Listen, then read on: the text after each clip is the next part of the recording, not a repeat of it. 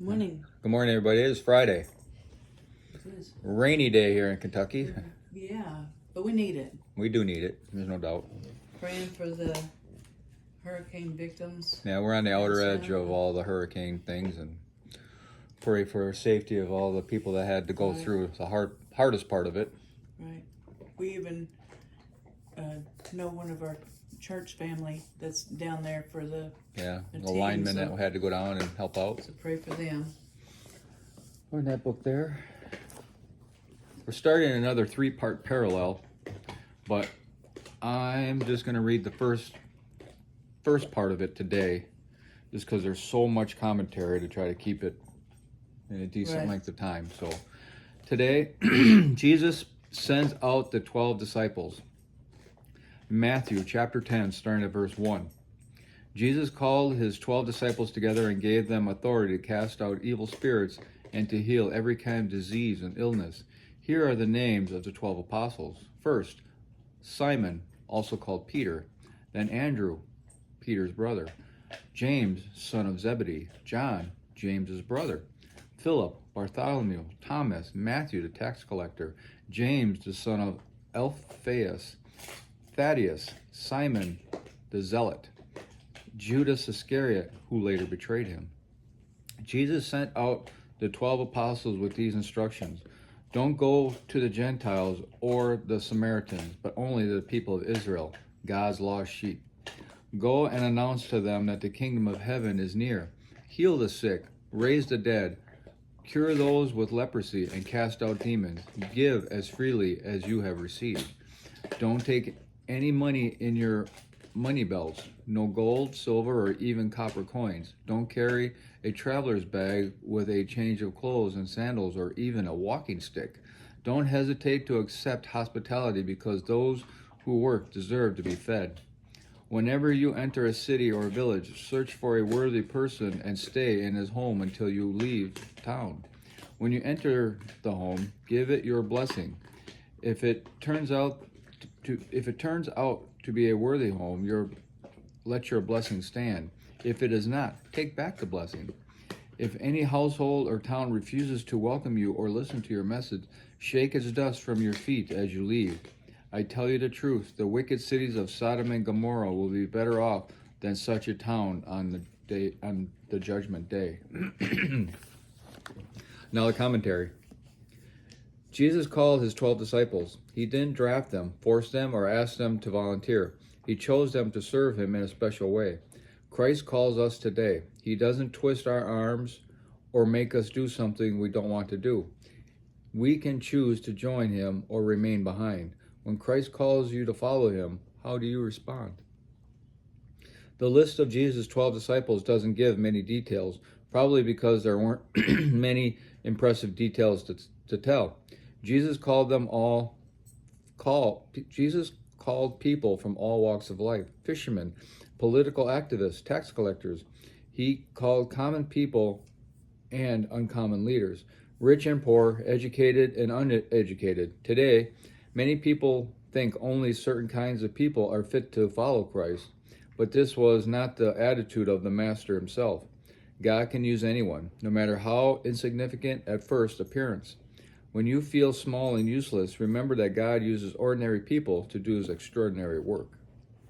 Bartholomew is probably another name for Nathanael, whom he met in John chapter 1, verse 45 through 51. Thaddeus is also known as Judas, son of James. The disciples are also listed in Mark 3, verse 16 through 19, Luke chapter 6, verse 14 through 16, and Acts chapter 1, verse 13. Simon the Zealot may have been a member of the Zealots, a radical political party working for the violent overthrow of Roman rule in Israel. Why didn't Jesus send the disciples to the Gentiles or the Samaritans? A Gentile is anyone who is not a Jew. The Samaritans were a race that resulted from intermarriage between Jews and Gentiles after the Old Testament captives. And we find that in 2 Kings chapter 17, verse 24. Jesus asked his disciples to go only to the Jews because he came first to the Jews. And that's in Romans 1, verse 16. God had chosen them to tell the rest of the world about him. Jewish disciples and apostles preached the good news of the risen Christ all around the Roman Empire, and soon Gentiles were pouring into the church. The Bible clearly teaches that God's message of salvation is for all people, regardless of race, gender, or national origin. We find all of that in Genesis 12, verse 3, Isaiah chapter 25, verse 6, chapter 56, verses 3 through 7, Malachi chapter 1, verse 11, Acts chapter 10, verse 34 and 35, Romans chapter 3, 29 and 30, and Galatians chapter 3, verse 28. The Jews were waiting for the Messiah to usher in his kingdom. They hoped for a political and military kingdom that would free them from Roman rule and bring back the days of glory under David and Solomon. But Jesus was talking about a spiritual kingdom. The good news today is that the kingdom is still near. Jesus, the Messiah, has already begun his kingdom on earth in the hearts of his followers. One day the kingdom will be fully realized. Then evil will be destroyed and all people will live in peace with one another. Jesus gave the disciples a principle to guide their actions as they minister to others. Give as freely as you have received. Because God has showered us with his blessings, we should give generously to others in our time. Others of our time, love, and possessions. Jesus said that those who minister are to be cared for. The disciples could expect food and shelter in return for the spiritual service they provided. Who ministers to you? Make sure you take care of the pastors, missionaries, and teachers who serve God by serving you.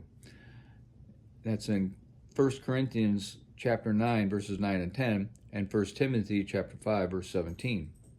Why did Jesus tell his disciples to shake the dust off their feet in a city or home that didn't welcome him? When leaving Gentile cities, pious Jews often shook the dust from their feet to show their separation from Gentile practices. If the disciples shook the dust off a Jewish town from their feet, it would show their separation from Jews who rejected their Messiah. This gesture was to show the people that they were making a wrong choice, that the opportunity to choose Christ might not present itself again. Are you receptive to teaching from God? If you ignore the Spirit's prompting, you may not get another chance. The cities of Sodom and Gomorrah were destroyed by fire from heaven because of their wickedness. Genesis chapter 9, verse 24 through 25. Those who reject the good news when they hear it will be worse off than the wicked people of these destroyed cities who never heard the good news at all. It's a hard truth right there. Yeah. If you hear it and reject it, Yeah, that's it's going to be harder. Yep. Yep. There was something.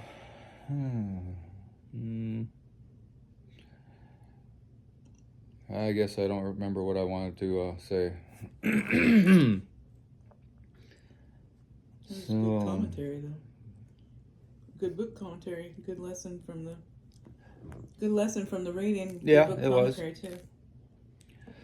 So, I guess I don't have anything more. It came to me and I lost it, so I guess maybe it'll come to me when we read the other two parts of this parallel. The one thing that stuck out to me is Jesus called them. Yeah. And Jesus calls us. God calls us today. Yeah. So we need to listen to that call and be willing to do what he asks. I just want to remind everybody of when he said that he calls ordinary people to do uncommon things, which is, we have to remember, Moses was a murderer.